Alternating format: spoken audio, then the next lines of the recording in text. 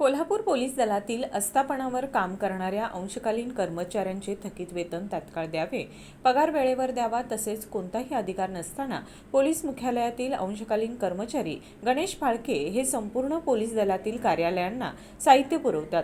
ते कोणत्या अधिकाराखाली पुरवतात, त्यांना हा अधिकार कोणी दिला, या प्रकरणाची सखोल चौकशी व्हावी, पीडित अंशकालीन कर्मचाऱ्यांना न्याय द्यावा आदी मागण्यांसाठी गृहराज्यमंत्री योगेश कदम यांची महाराष्ट्र राज्य पोलीस सफाई कर्मचारी संघटनेचे राज्याध्यक्ष संजय माने, सचिव अजित लोहार, समाधान पाटील यांच्यासह शिष्टमंडळाने भेट घेतली.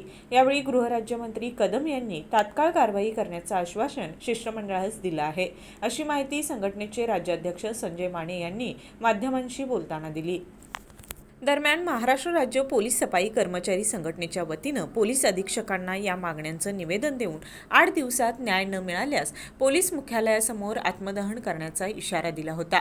हे पत्र 11 मार्च रोजी दिलं आहे. निवेदन देऊन 6 दिवस झाले तरी अद्यापही पोलीस अधीक्षक कार्यालयाकडून कसल्याही प्रकारे दखल घेतली नाही. त्यामुळं अंशकालीन सफाई कर्मचाऱ्यांच्यात असंतोष निर्माण झाला आहे. येत्या 2 दिवसात या निर्णयावर ठोस कारवाई न झाल्यास पोलीस मुख्यालयासमोर आत्मदहन करण्याचा इशारा संघटनेचे राज्याध्यक्ष संजय माने यांनी दिलाय. या प्रकरणासंबंधी गृहराज्यमंत्री योगेश कदम यांची खेड, जामणे, दापोली येथील निवासस्थानी भेट घेऊन मागणीचं निवेदन दिलं आहे.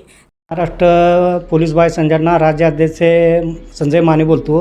आमच्या विविध मागण्यासाठी आम्ही पोलीस अधीक्षक, पोलीस महानिरीक्षक, पोलीस महासंचालक, गृहमंत्री योगेश कदम साहेब यांना निवेदन दिलेले आहे. अद्याप त्यांनी कोणतीही कारवाई न केल्यामुळं आम्ही आत्मदहनाचा इशारा 18/3/26 रोजी करणार आहे. तर गृहमंत्री साहेब यांनी तातडीचे कारवाईचे आदेश दिलेले आहेत.